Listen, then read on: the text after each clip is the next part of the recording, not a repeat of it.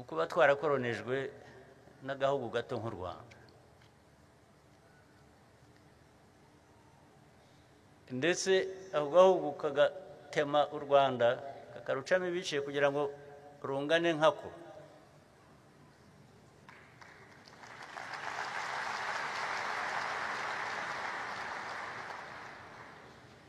Ubwo ni Ububiligi mvuga, kandi aza kubwihanangiriza. Ndabisubira.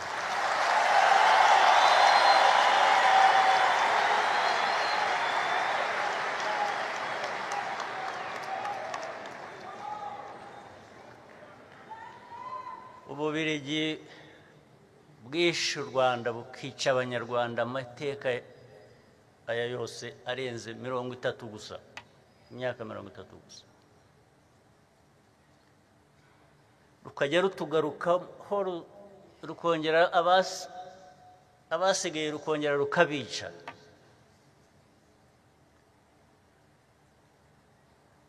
Twarabihanangirije kuva kera, turaza kubihanangiriza n'ubu ngubu.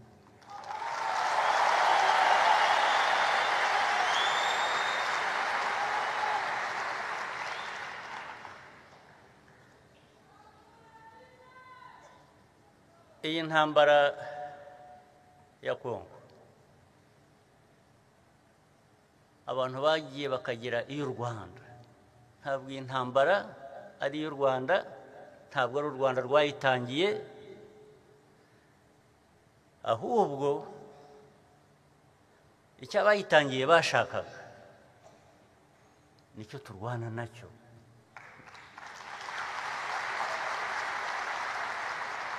Ni nacyo ndi bubabwire. Iyi ntambara ifite inkomoko igenda ikagaruka kuri ayo mateka nari maze kuvuga.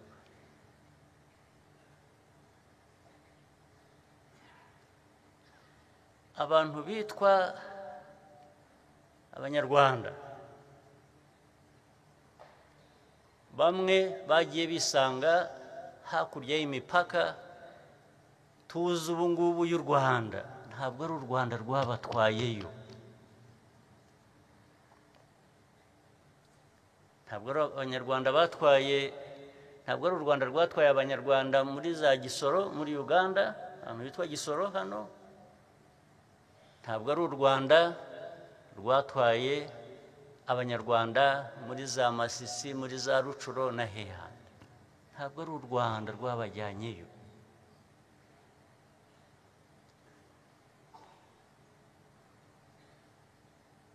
Kugira ngo rero noneho aho bisanze, abo muri ibyo bihugu babe babwira abantu ngo nimuhaguruke musubire aho mukwiriye kuba muri mu Rwanda. Niba ushaka kubikora, birukanane n'ubutaka bwabo bagumyeho.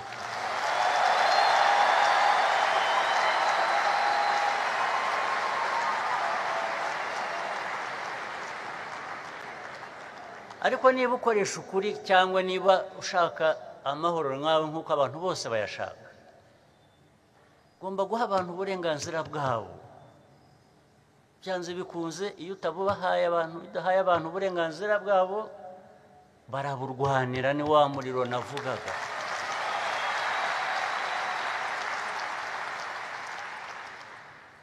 Hanyuma rero iyo uje kubikururamo noneho Abanyarwanda, u Rwanda rukazira ko ibyo bihugu bindi bidashaka abo bantu bariyo, twagira dutese, turahangana nabo.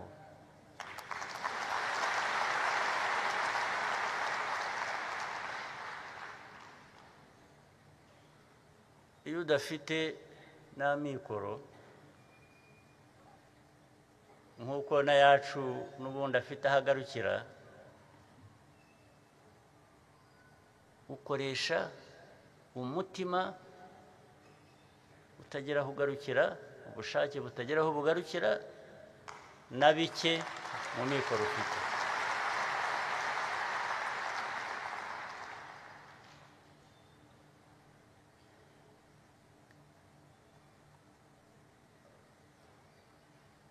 iyi ntambara y'ejo bundi imaze imyaka ngira ngo irenze 3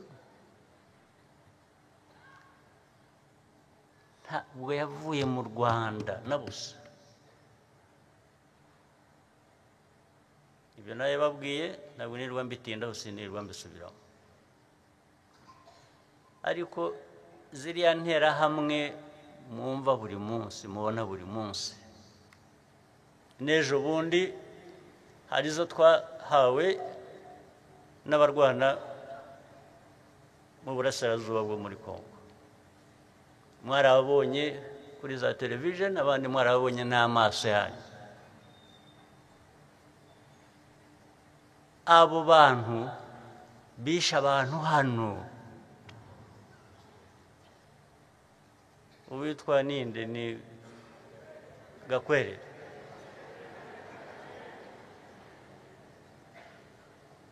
Gakwerere yisha abantu, yisha abavandimwe, yisha abanyarwanda, ariko siwe gusa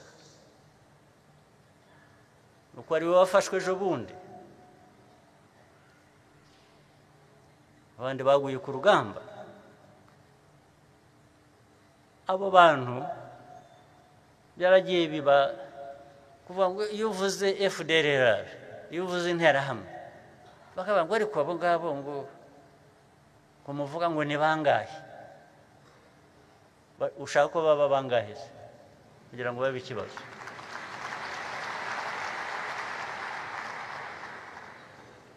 Gakwerere uriya bafashwe ejo bundi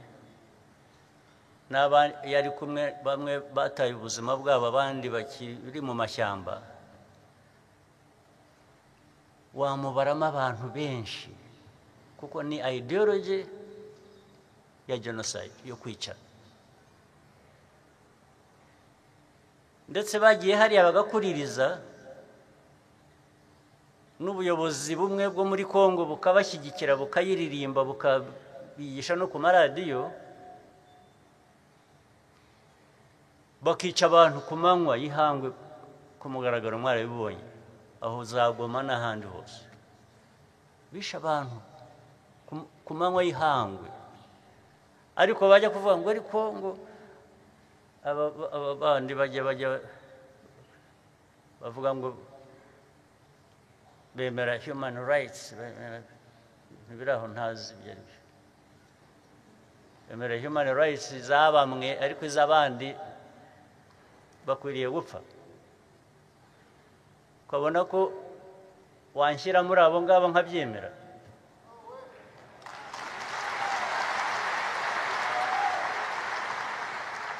Washyira abantu mu bagomba gupfa bakabyemera, bakagutegereza kuza kubica? Byose ko ari ugupfa se nanone? Napfa ndwana nawe?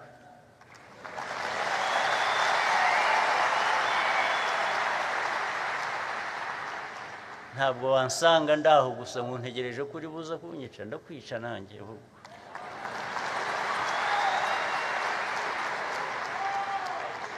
Ibyo rwose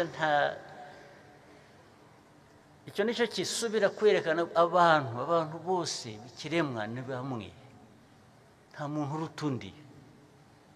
Ntabwo waza kumpimira ubuzima bwanjye ngomba kubaho, wowe urabikora nkande, urabikora nkande. Ubwo rero byarangira gutyo. Aba barwana muri Kongo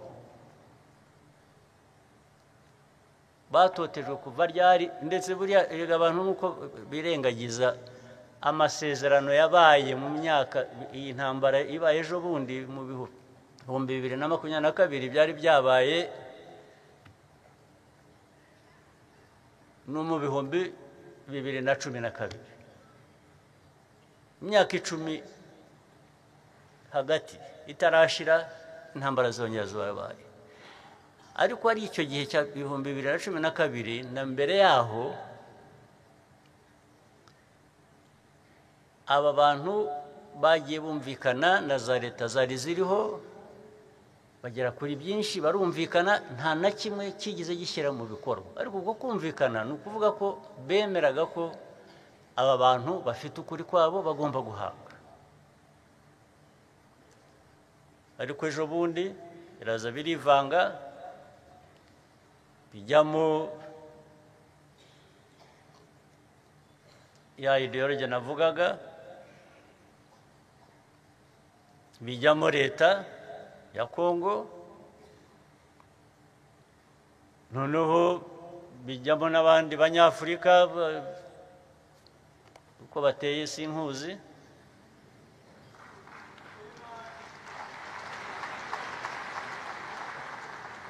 baragenda bajya ku ruhande rwa leta kuyifasha kwica abantu bayo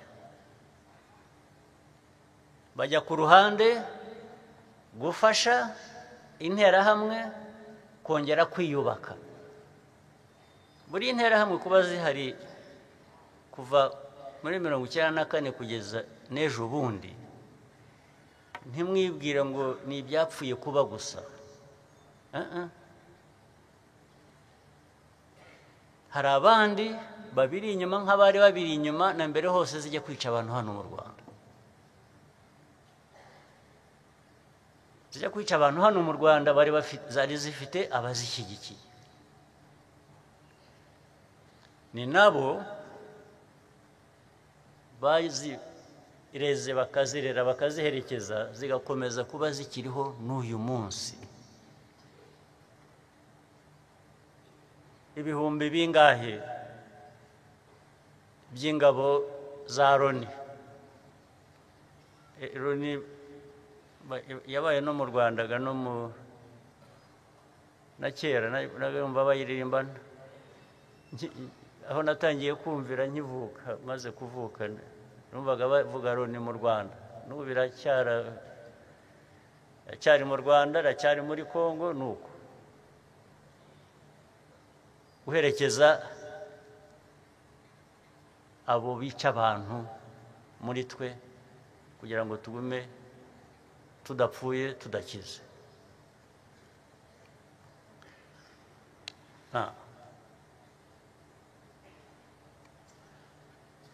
ikibazo gishyira mu majwi u Rwanda buri teka n'uyu munsi giteye gite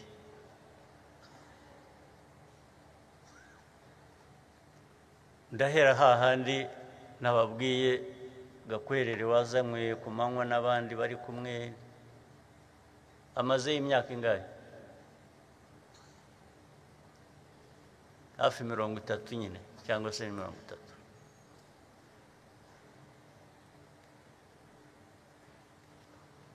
twe twagumye tubwira isi yose ikibazo cy'izi nterahamwe inkeke duhoraho u Rwanda ruhoraho ngaho turatewe ngaho ku mupaka ngaho barambutse ngaho bajugunye amabombe yisha abantu muri za Kinigi hehe hose abantu bakatubwira ngo ni bake ni biki ibyo ntibihagije niho kuvuga ngo ibyo muriho mubona muvuga ntibihagije mukwiye kuba mubona ibirenze ibyo nibyo bubakaga ejo bundi rero ibyo birenze ibyo nibyo bubakaga ejo bundi ntabwo byarimo gushyigikira interahamwe gusa no kurwanya abanyekongo babuzwa uburenganzira bwabo ahubwo byari birimo no gutera u Rwanda ndetse bikavugwa ku mugaragaro perezida wa Kongo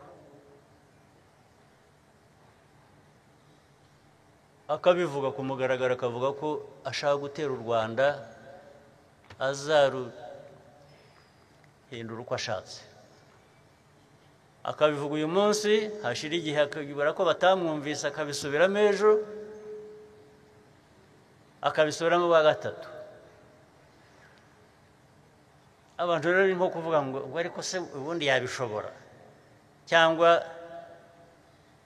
murabyumva mutyo mukumva hari icyo bikwiye kuba bibatwaye. Arabivuga ari interahamwe ariho akoresha yubaka imbunda, hari abaje kumufasha barimo n'abaturutse i Burayi abitwa abamilisiyoneri. Abamilisiyoneri nayo mbaherutse kera mu mateka.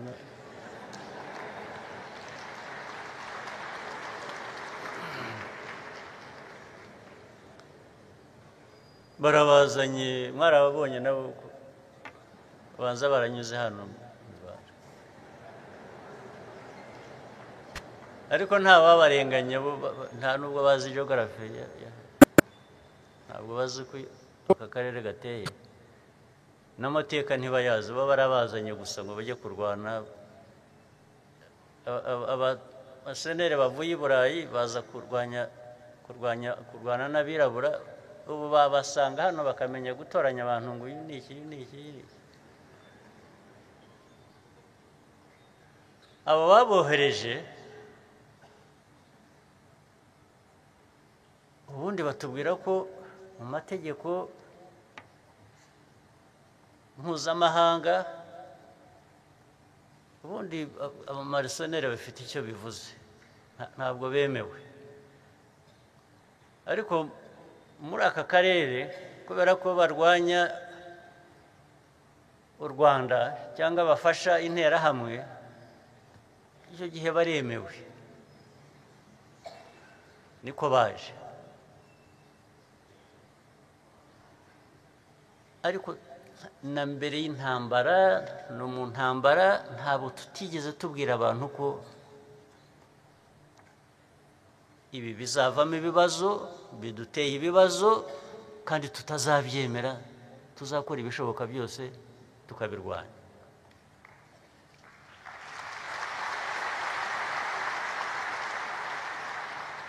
Niko byagenze rero.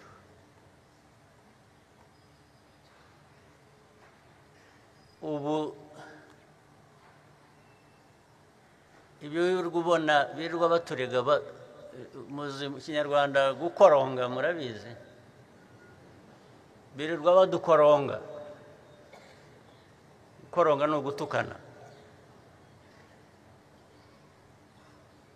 Bavuga intambara kwanza iri hariya muri Kongo, ikabanza ikaba iy'u Rwanda, icya kabiri ikaba ko ishyigikiwe n'u Rwanda. Byagera kuri FDR bakabivuga buhoro bongorera, kuko ubundi ntibashaka no kubivuga, kuko nibyo bashaka ko ari byo byabaho, ko izo nterahamwe zakongera zikagaruka mu Rwanda zikica abantu. Cyangwa ntibanavuge ko nubwo bavuga ngo mujya mubibona ibyo bandika M23 AFC ko bashyigikiwe n'u Rwanda, bagera ku nterahamwe ntibavuge ko bishyigikiwe na leta ya Kongo, bakavuga ko ari abantu bari aho gusa bafite ukuri, bari aho bashakisha barwanira. Ntibashobora kuvuga, nta na hamwe uzabona ko bavuga ko interahamwe zishyigikiwe na leta ya Kongo. Ariko biroroshye kuvuga ngo u Rwanda rushyigikiye AFC na M23. Ibyo se bibwira ko ari uko ababivuga batabizi, batazi ibyo bavuga. Bazi ibyo bavuga, niko babihisemo.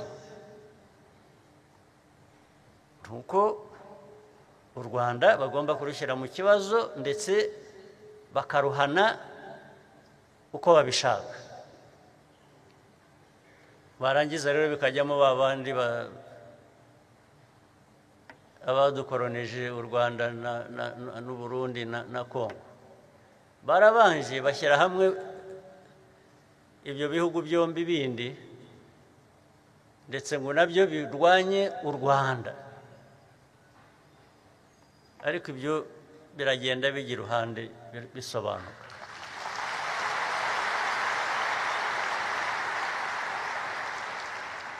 sinshaka kubitindaho turagenda dushaka kubana neza na bamwe muri abo babiri mvuze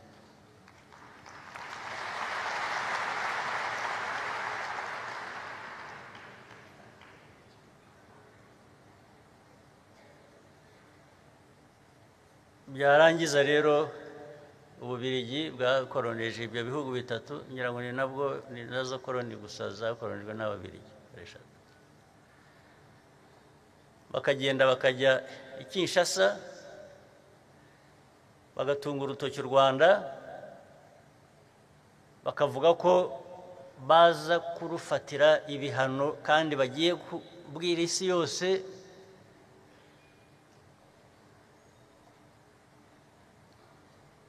kubikora ku Rwanda ariko se wowe nta soni ugira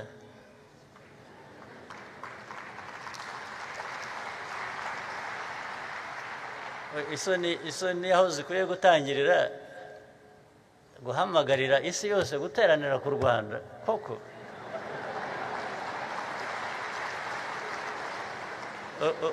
u Rwanda uko rungana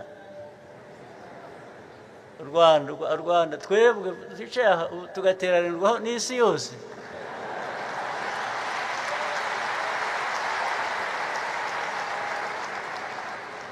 ibyo ntibikwiye kuba biteye isoni abantu bamwe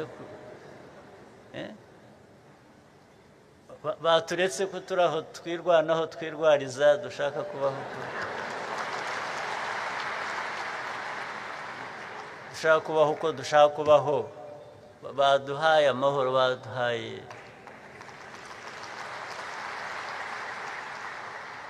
tugiye kuzira ko tungana nabo ariko bo bafite ahandi bavugira haturuta ariko ibyo rero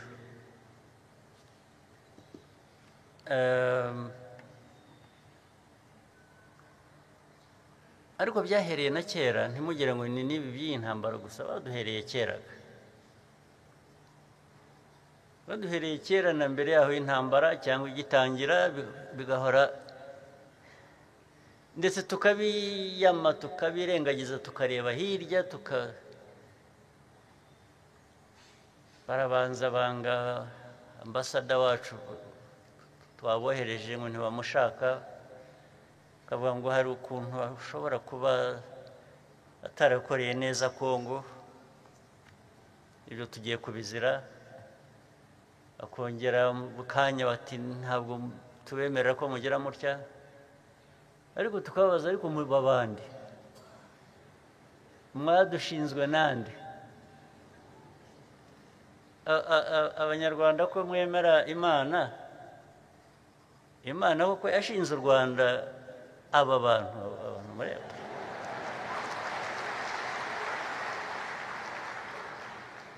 aba ngaba turaza kubibibutsa neza ko atari ko bimeze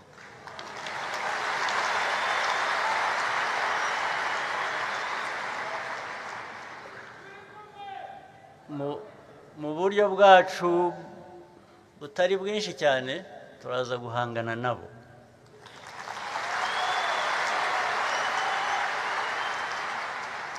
ndavuga abo birirwa batwiruka inyuma badukoronga ariko twebwe byatunanira aba batunanira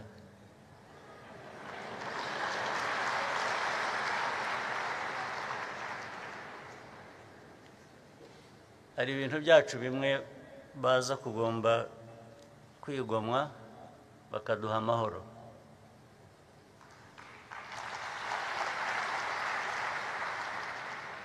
ubwo ariko ndabivuga mbateguza ariko nteguza namwe abanyarwanda ngo iyi myaka yose tumaze kuri uru rugamba rwo kubaka igihugu cyacu turashaka kuba abanyarwanda ntabwo dushaka kuba ababiligi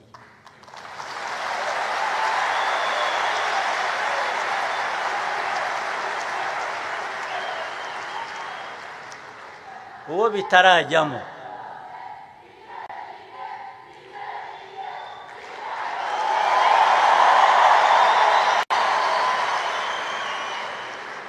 abanyarwanda bitarajyamo ko bakwiriye kuba bo bakwiriye kuba abanyarwanda tudakwiriye kuba aba bandi badukoroneje rwose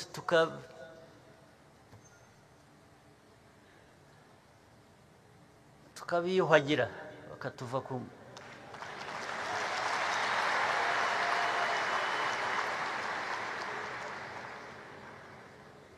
ubu ndababwira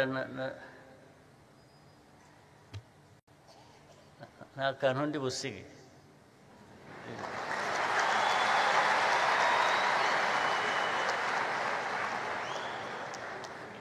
nta kantu rwose ndi buba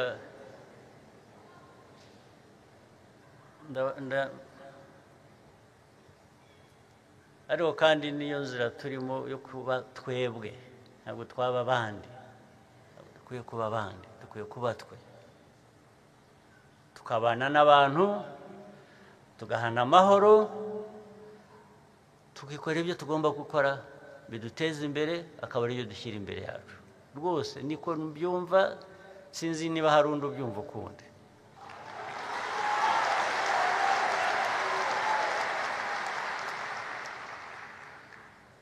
abanyarwanda tugashyira hamwe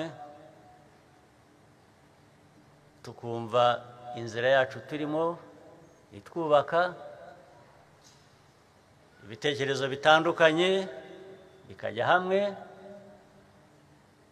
bigakorera igihugu cyacu hanyuma tugahangana n'abashaka kudusenya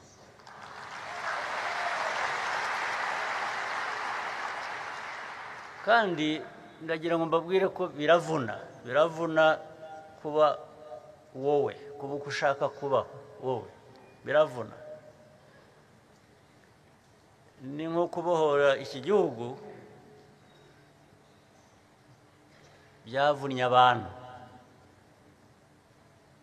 ndetse abandi batanze icyo umuntu agira mu bintu byose gihenze kurusha ibindi ni ubuzima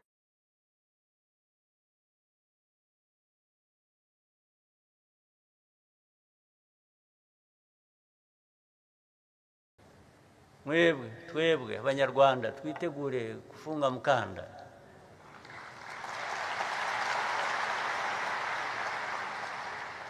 sio kufunga mkanda peke yake ni kupigania uhaki wetu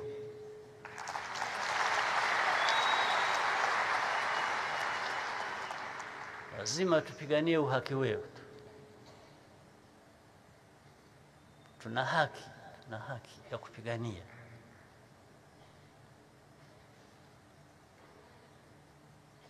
sinzi ko ubushake ari bwo bwabura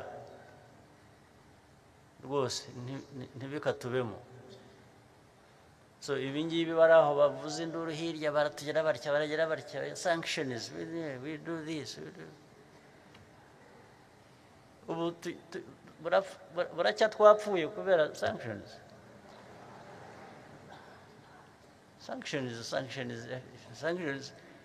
even the ones responsible for the problem are the ones asking for sanctions.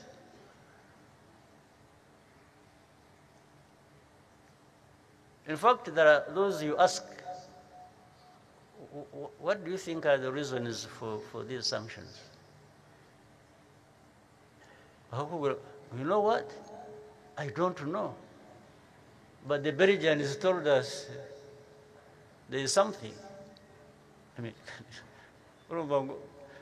ugiye gufata ibyemezo kubera ko wowe ntunabizi icyo bifatiye ariko kubera ko hari uwabikubwiye wundi ufite inyungu ze ariko se nabwo iyo babajije ntibasobanura kuko ubajije uti nakora iki mbese nkora iki kugira ngo ibyo bihano mwo kubiduha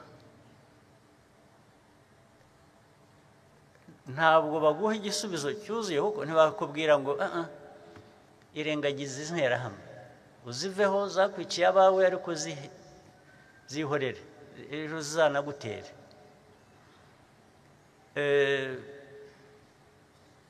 muzi ibihumbi by'abantu dufite hano b'impunzi bavuye hakurya hariya birukanywe mu byabo kuvuga ngo abo ngabo batuze ubihorere uburenganzira bwabo tuzabwira abayobozi ba Kongo babwiteho ubwo ni ukuvuga ngo ubashyize mu maboko yabo y'ababica ufasha ababica ubashyize abapfa abicwa ubashyize mu maboko y'ababica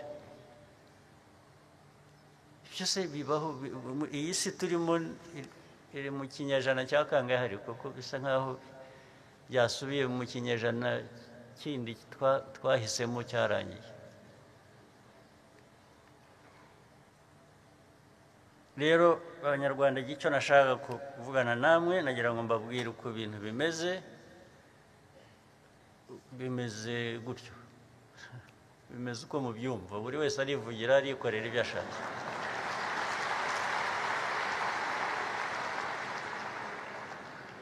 ariko twebwe ndagira ngo mbasabe ngo twe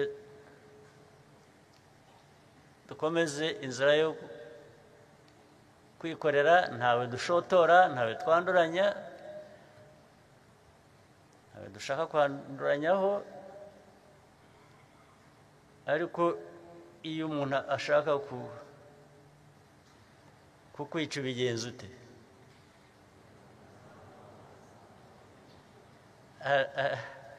muri za nyigisho ariko nta kibazo ufitanye nazo mbiyo ukubise ku musaya umwe harya ngo urahindura ukagira ibyo ntabyo ndimo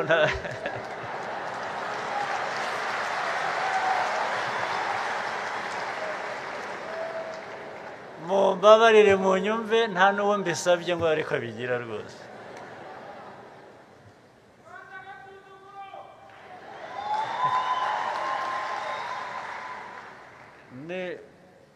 nunkubita ku musaya umwe nugira amahirwe urasigara uri muzima rwose ibyo niyo dini yanjye dini yanjye yo kubisa aha ndakubita n'ahandi ahariho hose hashobora kuba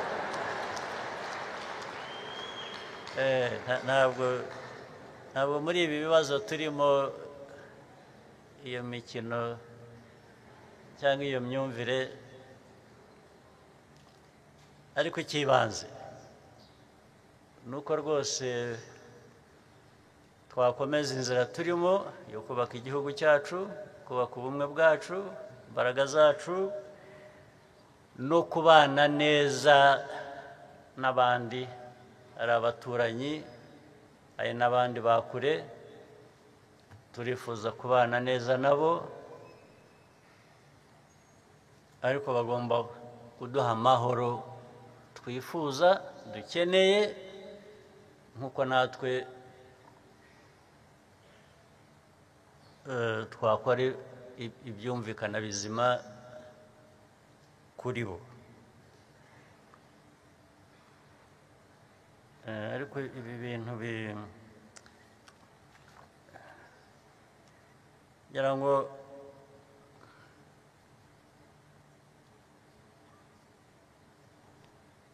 Rwanda erega icyo bita failed state twari ahantu igihugu kitazongera kuba igihugu. It was not supposed to be a nation again. Rero hari abo byatangaje cyangwa byababaje kubona abantu bongera nko kuzuka kugira ngo dusubire hariya tuvuye yeretse utarahabaye nta wahasubira. Niyo mpamvu tugomba gukora ibishoboka byose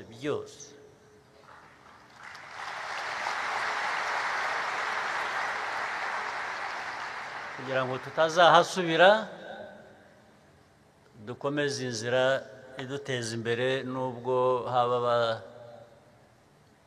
abaduca intege cyangwa abashaka ko babirwanya